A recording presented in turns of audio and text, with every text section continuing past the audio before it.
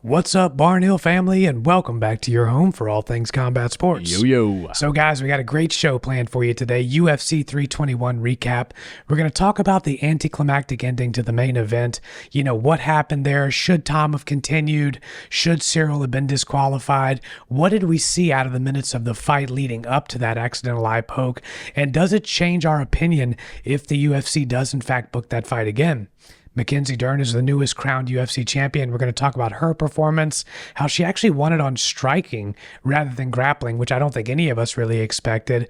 And we're going to talk about Umar Nurmagomedov and his performance against Mario Bautista. He himself called it an amateur performance, but we're going to talk about, was that enough to make us think that a potential rematch with Merab Dvalishvili could go differently? So, Nick, let's get right into it. I want to talk about the main event. Yeah. Tom Aspinall, Ciryl Gane.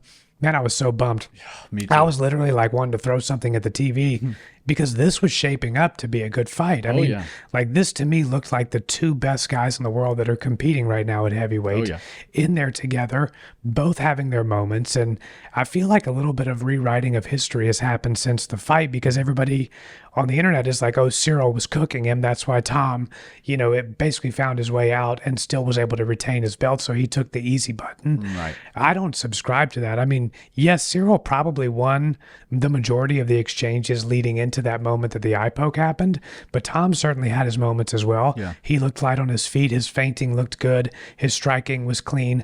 Ciryl Gane looked better than we've ever seen him. I mean, he was really moving around there, very light on his feet, throwing a really crisp jab like he always does. But the really important thing that I want to note, because going in and thinking about what happened against Jon Jones, was that Ciryl Gane was so easily taken down that it was like, okay, Tom's a great grappler as well. Ciryl has an Achilles heel in the takedown. It seems like if things get dicey on the feet for Ciryl or for Tom, at any point he can just go in there and take Ciryl down and cook him on the ground. Yeah. Well, Tom went for a takedown, so I'm glad that we got to see at least that. He didn't even get close to landing it. No. Ciryl defended it beautifully and immediately got right back to the striking. So it's kind of skewing my opinion a little bit like, okay, maybe Cyryl's not as bad of a grappler as we thought that he was. Maybe Jon Jones really is just that guy. Yep. And so I want to get from you like almost your opinion on, did we elevate somebody in Tom Aspinall to a status that maybe he wasn't quite ready for? Maybe he wasn't, the skills didn't quite match up. Because I think we were all anointing Tom as like, man, this is the guy that Jon Jones is running from. I love a man that a lot of people consider to be the best fighter of all time is running from this guy. And now I'm not so sure. Yeah. Well, here's the funny part. Jon Jones isn't called the GOAT for no reason. Right. Ciryl Gane is an absolute beast. And yes, his striking and everything looked great. But physically, he looked incredible. This is the best we've ever seen Ciryl look. And I was really impressed with his range management and the way he was able to evade. He was using a lot of lateral movement. Obviously, there's a lot of open stance fighting taking place, which opened up that lead leg kick that he was throwing. And he did throw some pretty solid jabs, some good ones and twos. Tom Aspinall, though, he also had plenty of great moments in that first round. I'm with you. I think that was the highest level heavyweight striking that we've probably ever seen. Yeah. Now, you can probably go back and find some situation that was just or a fight that barn burner went longer or something like that. But that fight, even though it didn't last that long, we got a lot out of it. And I agree. Tom Aspinall, he looked like the knight in shining armor for the heavyweight division because heavyweight just sort of collapsed on itself with, you know, everybody retiring and then Jon Jones coming in out for one fight. And it was just one of those things where like, we need somebody. And Tom's beating everybody in 2 minutes. He's not fighting that often, but when he does, it's quick work of whoever it is. And so it did really seem like Tom Aspinall was probably the worst matchup possible for an aging Jon Jones. But after we saw what Jon did to Ciryl, and then we saw Tom Aspinall in there with Ciryl. Now, I know the game plan was a little bit different, and Jon was looking for that takedown much faster, but Tom Aspinall was definitely getting touched. He was looking for the takedown. He couldn't find it. And for me, Ciryl Gane either improved an incredible amount or Tom Aspinall just isn't quite at the GOAT level of Jon Jones, even though Jon Jones is 38 years old, 39 years old. So, yeah, obviously Tom Aspinall is a great fighter. He's a great champion. He had nothing to do with the eye poke. Ciryl Gane is a huge guy. Like, Right. if I were to take my fingers right now and poke them in your eyes, they're way smaller than Cyryl's. I'm also sitting down, and it would still hurt you, right? Yeah. Ciryl Gane was moving like he's in a fight. He's in a world title fight. Of course, there's going to be a lot of aggression and energy into those motions. And a big guy like that jamming you in the eye, both eyes to be exact, that's brutal. And the crowd booing Tom kind of bummed me out a little bit, because Tom he wears his heart on his sleeve. He wants to be loved. He wants to be an active champion. He's everything that the UFC and the UFC fans want, except he can't catch a break. Right. It's either he kicks somebody in the leg like Curtis Blade and breaks his leg, or he gets eye poked in a world title fight after being shelved for a year and a half. Like, it's just not going Tom's way, Yeah. and somehow he's still the champion of the world. So Yeah. it's pretty interesting. But And that's even weird too, because he didn't get that off of a fight. He got that off of by default when Jon Jones said he was retiring. So Right. it's been a weird career for Tom Aspinall. very so far. weird. The announcement where he was interim champion, and then Dana was like on his phone FaceTime, and he was like, by the way, Tom is now the undisputed heavyweight champion. It was a little lackluster, and it's unfortunate because I like Tom. I think he's Yeah. a great fighter. Now, Tom himself has been asked many times, are you better than Jon Jones? There's one interview in particular where he says, no, I'm not better than Jon at anything in MMA, but I'm younger, I'm bigger, I'm athletic, I'm faster than most pretty every hard, heavyweight, and I hit hard. So I think I'm a bad matchup for Jon. And I believe that convinced the entire world that Jon Jones doesn't have a chance against Tom Aspinall. Now looking at it, I don't think you can go into a fight with a guy like Jon Jones and base it off of pure athleticism, because guess what? Jon's pretty athletic Yeah, himself. check it. I mean, rest in peace to his brother, but like Jon Jones's whole family. He's are the least super athletes. athletic Yeah. he's the least athletic Jones brother, Right, yeah. which is insane. But what we saw him do to Ciryl Gane was insane. It looked like Ciryl didn't belong. Ciryl belonged in the cage with Tom Aspinall, and that's why I think it's important that they do run this fight back. Now, it's interesting because there's a true logjam happening at heavyweight, and there's a deadline. So we've got a logjam and a deadline that we need to take care of. The logjam is Alex Pereira wants to come up, Jon Jones wants to come back, Ciryl Gane believes he's the #1 contender, and Tom Aspinall's the champion. All he wants to do is fight. And Alexander Volkov's like, hey, I just want to fight from bottom position. Yeah. So what's up with that? You Yeah, know? so he'll have to fight somebody else for sure, Yeah. and hopefully spend a little more time on top. But the deadline is the White House card, Yeah. and everybody knows we want to have an American champion on the White House lawn, preferably in the main event. Jon Jones is that guy. If there's ever an American that we can rely on to win a fight on the White House lawn, it's Jon Jones. But with this logjam, I don't know what's going to happen. And this may sound crazy, but I believe they should run back Tom versus Ciryl as quickly as possible. Let's make it January, February, March, sometime soon. But here's where it gets interesting. If Tom wins that fight, what are they going to do? If let's just say it's a 5-round war and he's beat up, is he going to be able to come back in time for the White House card? And if not, are we going to see the UFC pull an Aljamain Sterling and say, hey, you either fight or we're going to strip you and we're going to make Jon Jones versus Alex Pereira for the vacant title? I hope they don't do that, but crazier things have happened in the sport. And if Jon Jones and Alex Pereira can make it up there, there's for sure that's the fight the UFC wants to make.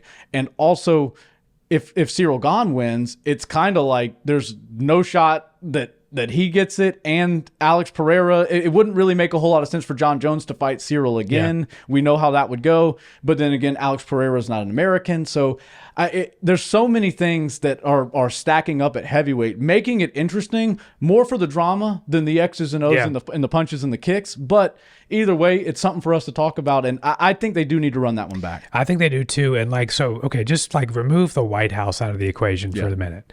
So one thing that kind of is obvious to me is that the UFC wants to make the Alex Pereira versus Jon Jones fight. Right. So whether that's for the heavyweight belt, whether that's not, whether they create a 225-pound division that they go and contend for that belt. Or the least likely, Jon goes back to 205. Or the least likely, yes, because you have 3 potential belts that they could contend for. The heavyweight belt, if you make a new division, you have that belt and the inaugural champion.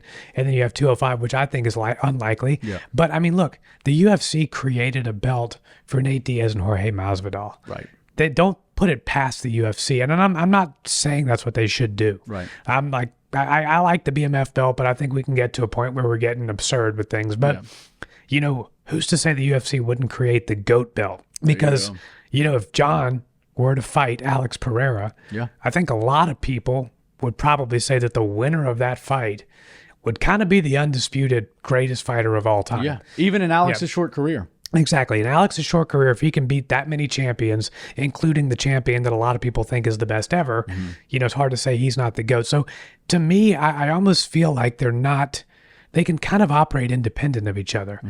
Tom and Ciryl, they have business. They have to turn that around. Right. If it all times up perfectly that they can make it for the White House card, that's phenomenal. But Dana White always leaves a window open. Dana White said in the post-fight conference, I think that the immediate rematch is what makes sense. I don't do matchmaking until Tuesday. You guys know that. But this is one of those weird scenarios. We got to run it back. But a lot could happen between now and then. He did caveat it by saying a lot could happen between now and then. Right. So we know that the UFC is not the biggest fan of Ciryl Gane. Ciryl Gane's not the biggest draw in the UFC. Right. Ciryl Gane does create a problem for Jon Jones if he's ever going to come back, because if he does beat Tom, then how big of a fight is Jones versus Gane 2? Yeah. It's not. It's way bigger to have Jones versus Aspinall or Jones versus Pereira. That's the biggest one, Jones versus Pereira. It is. So they can operate almost independently of each other. And look, we're going to let Gane and Aspinall do their thing. We're going to find a way to put Alex Pereira and Jon Jones in the cage together, and we're going to make something happen there. So I think that there's a lot of moving parts, but don't be surprised if the UFC doesn't come up with some storyline where, Gane's not going to work with our timeline. We're sliding Alex Pereira in to fight Tom Aspinall for the undisputed belt. And, look, here's the thing. That would be a bummer. Yeah. Ciryl Gane did commit the foul. Yeah. It wasn't like Tom poked him in the eye, Right. and Tom is the one that's being chastised. Like, Ciryl did do the foul. Right. Even though it was accidental, it was his fault. You do the crime, you got to do the time. And the UFC is, if they're famous for anything, it's making people do the time for their crime. Yeah. Just ask Armin Sarukian. There you go. So the UFC will do some stuff like that. Don't put that past them. So I think it's really going to be really interesting to see how soon they rebook that fight, if they rebook that fight, what Jon and Alex pine for. Because I think if they rebook that fight, Jon and Alex are just going to go, okay, we need to make business happen. Yeah. Independently of these two. Yeah. If it ends up being like we fight each other and then they fight each other and the winners fight on the lawn of the White House, so be it. Yeah. But I think Jon and Tom it's never been hotter than right now. Jon's not getting any younger. Pereira just got his belt back in dominant fashion. And I think with anything, we may have just seen a divide between what's happening with the Undisputed and what's happening with Alex and Jon. Yeah, and I would say this. I think that after last night's performance, or yesterday's performance, because it was daytime for us, I think that the odds would definitely shift back in Jon Jones' favor if he gets booked with Tom Aspinall. And here's the thing. That fight can still happen. A lot of people thought Jon Jones wouldn't take the fight. I guarantee you, if you ask Jon Jones right now, are you willing to fight Tom Aspinall after that performance, he's licking his chops. Yeah. He's going, oh, yeah, he couldn't deal with Ciryl Gane in 2 minutes like I did. Okay, yeah, absolutely. Let's do that. Yeah. That, for me, is the number one fight I'd like to see Jon Jones come back for, is Tom Aspinall, because he's the heavyweight. And historically, like the guys that move up, I like to see them fight a guy from that division. Yeah. It makes more sense to me, right? When you've got two light heavyweights moving up, one's got one fight at heavyweight and one has 0 fights at heavyweight. Yeah. Is that really the best heavyweight in the world? As far as today goes, Tom Aspinall is the number 1 heavyweight in the world. He didn't get his belt taken away.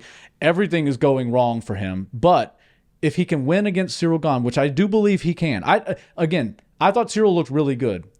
Tom also looked really good. Tom was moving well. The only thing I didn't like was that spin that led to nothing. Yeah. And the only thing I hated worse than that was the fact that Ciryl Gane didn't put a 1-2 in his face right when he did that. He couldn't have been any closer. It could have been the best thing. And that's why they dapped each other up after, because I think Tom was like, whoa, I made a mistake and you made a mistake, and we both sort of let's just wipe that clean and we'll start fighting again. So I thought it was fun. I thought the fight was very entertaining for the 4 minutes that we got, 4.5 minutes that we got. But yeah, for me, I do think they need to run that back. I think there will be a little bit of press as far as how fast they turn it around and then how they get ready for the summertime.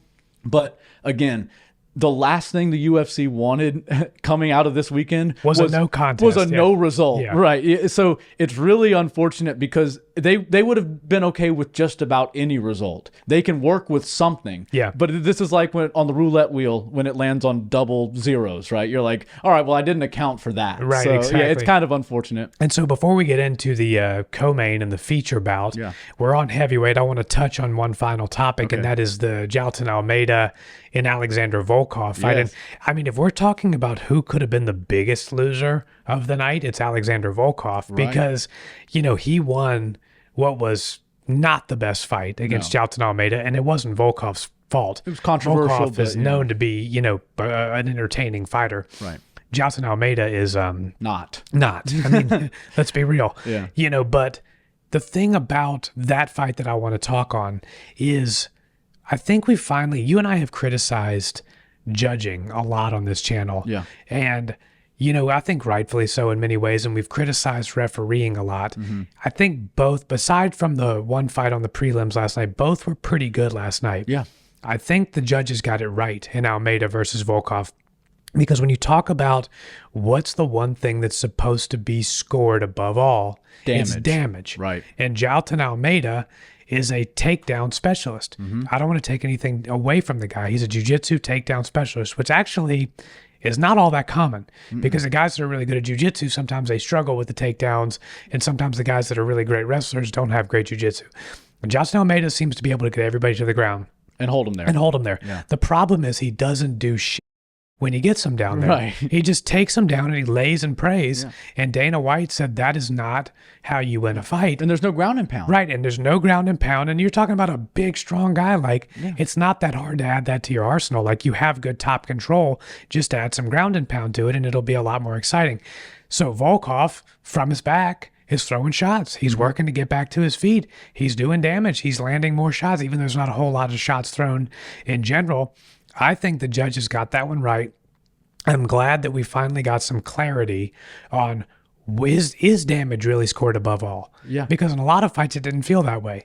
But this fight, it felt right. Right. And sometimes damage can be misinterpreted for volume, right? And it's hard to tell. Yeah. Judging is not an easy thing. So, yes, I'll be critical of judges at times, but I also understand it's a hard thing to do in real time. I've never done it, so I can't really throw a lot of shade at them. But it does really drive me crazy when they get things just flat wrong. And for me, I agree with you. We got to look at, instead of looking at criteria of damage and pressure and cage control and look at it like that, I think we need to look at it a little bit differently. Advancing. Who is advancing? Who is advancing to do more damage? Who is advancing to a better position? Yeah. Right? Now, Volkov, he exhausted a few options to see how he could get up. After a while, he realized he couldn't do it. But you know what? I can throw some punches from down here. I can do some damage, which he, as a fighter in the sport, knows is the most important thing. So if the guy's laying on top of you, he's not defending the strikes very well, and he's not moving,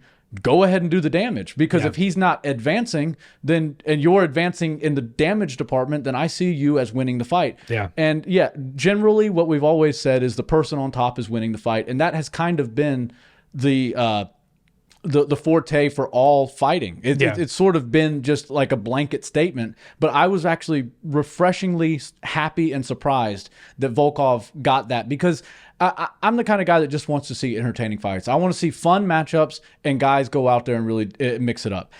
Unfortunately, I just have to say, I'm not as big of a fan as Jailton Almeida's style. And, he name drop a little bit. He fought Derek Lewis, who's a friend of mine, and that fight was so boring. And it was it wasn't Derek's fault. Right. Derek has never been a boring fighter. Yeah. So it's an issue because he's climbing the ranks. Jailton Almeida, I mean, he stubbed his toe now in this last fight, but he's up at the top of the ranks. But he's in one of those spots where he might be the guy that has to wait longer as a top contender than Arman Sarukian. I know he just stubbed his toe, so now there's probably a chance that he never fights for a belt. No, he will never fight for a belt fighting that way. No. Like, I don't care if he goes on a 5-fight win streak. The Dana White views heavyweight. You know, Dana White talks about heavyweight in high regard. Oh, yeah. As He's he like, should. heavyweight is like, you're the baddest guy on the planet.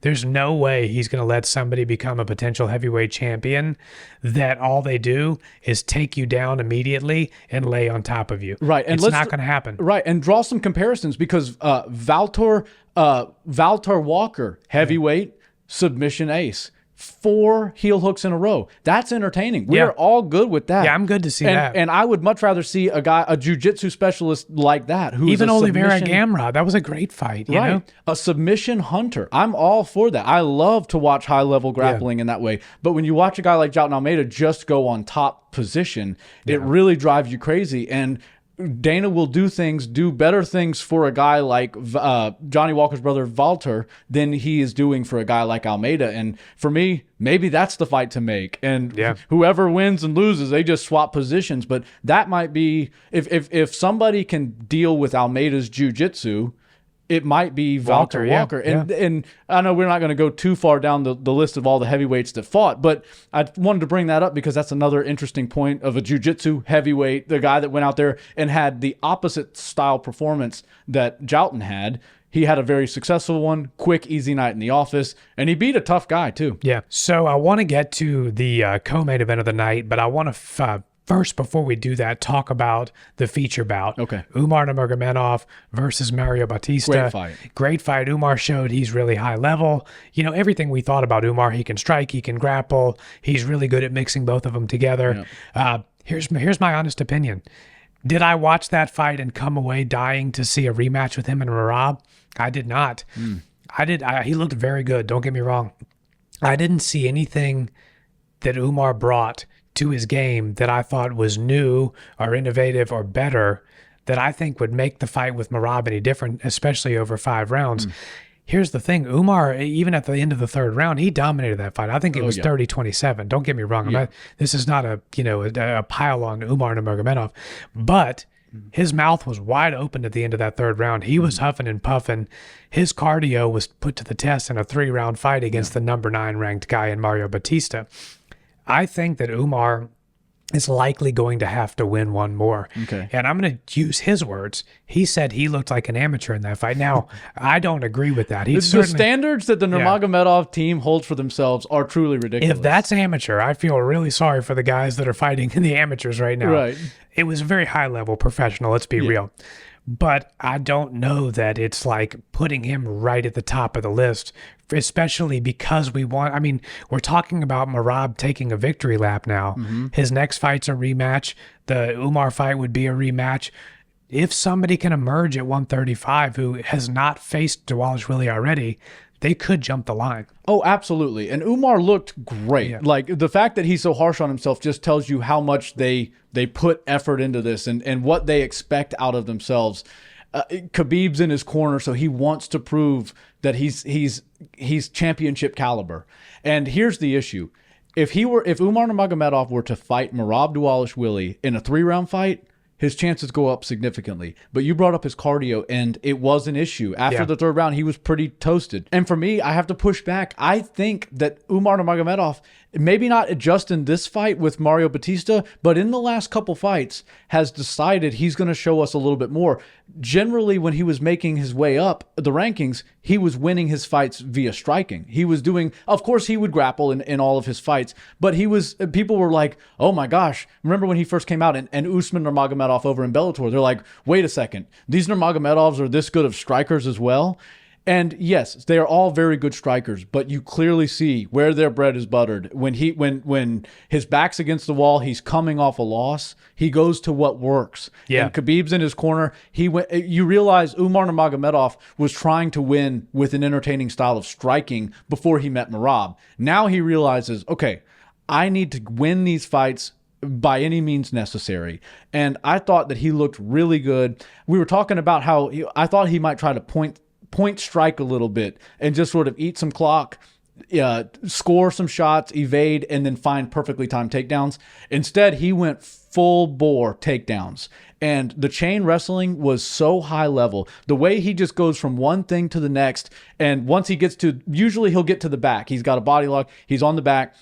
Once he gets there, the trips are like 100%. Yeah. He's not going to not trip you. And then from there, the dominance on the takedowns is incredible, but the dominance once he has the top position is even more impressive. You know, just you got to go back and watch. There's one in particular moment, and I could go on and nerd out on all of these little techniques, but he took Bautista's back several times. But one of the times, Bautista was defending well, and honestly, he was trying to scramble the entire time, but the little details that Umar was putting in there were so impressive. There was one in particular, generally when you're sitting and you have like a seatbelt grip and you want to pull the person on top of you because you have the back position, and Umar at that point had a body triangle. What we see a lot of guys do in that position, which they end up losing the good position, even if they're in a body triangle, is they create a little bit of space, and it's usually between the chest and the back. And when that happens, their opponent will spin. And that's all they need is a little bit. Get that shoulder in a little bit, touch the chest, and then we can change the angle, and then we're off to escaping or getting close to it. Umar Nurmagomedov put his head right on the back of Mario Bautista's head right as he went to pull him back to eliminate any space that could have been there. And it was just a little, I mean, it's a 1 second technique that took place. But that just goes to show you, like, if you are experienced in grappling, you understand how impressive what he did is. But if you aren't, those are the little details that you might miss. And I just want to bring those little things up, like the hand positioning. Anytime Mario would get to his knees, immediately he's circling to the back. Umar's getting back to another dominant position.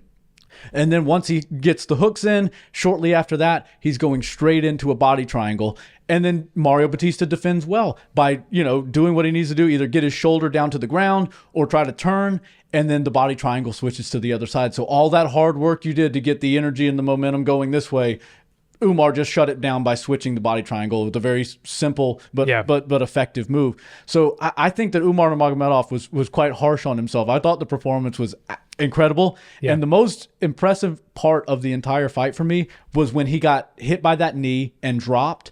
Because what we see so often in the UFC from so many fighters is they'll get rocked by something and they're not out, but they're hurt. They got their bell rung, and then they want to evade or run or try to collect their thoughts. I love Umar's mentality, and we've seen guys out of this camp do the exact same thing. As soon as they get hurt, they turn into full-blown wrestle mode and like, all right, I need to find the safest place in this cage possible. Where is it? Top position. And then he goes right into chain wrestling. Yeah. It wasn't 15, 20 seconds after he got knocked down from a knee that he was back on top position and then controlled the rest of the round. Yeah, he did the same thing against Begzat Almakhan. When Begzat racked him, he just, immediately started wrestling. It's second nature for them. And that, in my opinion, is the best way to react when you're rocked but not out. And Umar did it so well. Because Mario Bautista, he did a lot of things really good in there as well. Yeah, he looked good. The knee looked great. What I wish I would have seen more out of Mario Bautista was slightly longer combinations or a little bit more mid-combination feints, because he would throw a nice 1-2, especially in the early parts of the fight. He would throw a nice 1-2, and then he'd just kind of back up. And now a lot of times we hear coaches say, I need to see more than one. I need to see more than one strike at a time. And technically 2 is more than one, but when they say that, they want a full combination. Yeah. And Mario, I think he was worried that if he closes distance with a 1-2 and then tries to stay in the pocket for some inside striking, maybe hooks or uppercuts, that Umar would change levels or get to the back or find a way to take him down. And so he was sort of hesitant in that way. Yeah. But I think if he would have opened up a little bit more, Umar's hands were dropping a lot. Every time Umar throws a punch, his other hand seems to drop down a little bit. And if you can become a good counter striker, and if you can do things like beat the punch or beat the kick, you can really do damage on a guy who doesn't have solid defense, especially for a high guard. Yeah, that's a solid point. So let's move into the co-main event now before we wrap up.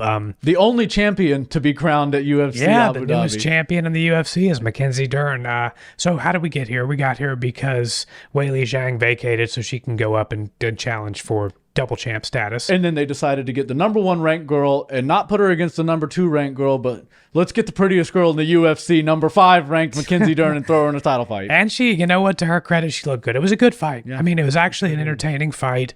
Both women had their moments, but the biggest takeaway for me is, Mackenzie Dern won a UFC belt with her striking. Yeah. I mean, I didn't ever think that those words. What world are we living Right. in? I never thought I would formulate those words. Even on this show. I'll go a little further. Her opponent, her game plan was to take Mackenzie Dern down to win the fight. And she did. Yeah, and successfully. 9 times. Yeah. So Mackenzie took her down 2 off of 8 takedown attempts. Verna took Mackenzie down 9 off of 14 attempts, I think. Crazy. So literally Mackenzie Dern, with boxing primarily, won this fight. Yeah. And, credit to her. Does she hold the belt for a long period of time? Probably not. Yeah. I mean, I see the strawweight division kind of being a revolving door. There's not a Joanna or a Rose or a Weili that's like a dominant, sort of Valentina, one division up. Right. That's a staple that's going to hold that position for a long time. I think we're going to have a bit of a revolving door. But hey, I never thought Mackenzie Dern would be a UFC champion. I was wrong. Yeah. So congrats to her. Yeah, I thought she looked really good. And, her striking, sure, it's a little bit green, but a world champion jiu-jitsu artist who spends their life practicing grappling and then moves into MMA generally beat Gabby Garcia, by the way. If you want a good laugh, visual, go look that fight up. I think it happened about 10 years ago. That's even more impressive than Craig Jones beating Gabby Garcia, but only by a little bit. But no, so Mackenzie, her striking is a little bit green, but it's effective. It's sort of like, it might not be the prettiest thing in the world, but she's landing shots, and the aggression is more what I think won her this fight. She was a dog in there. She was throwing, like you said, she did a lot of great stuff with her hands, but some of those kicks she threw with malintent. She was like really trying to take the liver out of Jandradoba's body, or when she would kick the body, she would really go for it. And I just thought the tenacity that Mackenzie Dern fought with is not something that we're unfamiliar with out of Mackenzie, because she does fight like she fights hard. Yeah. She's a dog for sure. But sometimes we see her look for more top position grappling because it's her bread and butter. But this one, to me, it felt like she was at an all-time high as far as confidence in her striking. And then once she started to get her head movement going, she started slipping some punches, and all that pressure Mackenzie brought forced Jandradoba to move back a lot during this fight. And then, of course, I noticed something during one of the rounds, or maybe it was the first or second round. Mackenzie had Verna up against the cage, and it looked like Verna was like taking a gander at what was going on in the arena, just sort of like hanging out. I don't know what she was looking at, but it looked like she was halfway in, halfway out of the fight, and Mackenzie Dern was locked in 100%. And so, it was a close fight in some ways, but also I don't think it was quite as close as the scorecards said. I think they got the right person. I think for Mackenzie sure. won. I think Mackenzie had more strikes. Jandradoba, her game plan was to grapple, and she didn't have a ton of success aside from the takedowns, right? Mackenzie was able to get back up to her feet a good bit, and all in all, she was just the more aggressive fighter. She landed more punches, she did more damage, and that's what wins title fights. And it's really actually refreshing and cool to see a girl like Mackenzie Dern, who knows how good she is on the ground and could probably go win world titles like that, but she's testing herself and challenging herself by trying to go win a world title with what we've always said is her weakest link in her UFC arsenal of tools, right? So I was impressed, man, honestly. Yeah, me too. I was like Alex Pereira saying, I'm going to go out there and submit this guy. You know what I mean? It's just not what she does. And but she did it pretty well. So congrats to her. Yeah. I think that's a perfect place to wrap it. My voice, as you all can hear, is still shaky. So if anybody knows, the world record for laryngitis, you got to figure it out, because I think you might have a Guinness book. I did. What happened was I did damage to my vocal cord,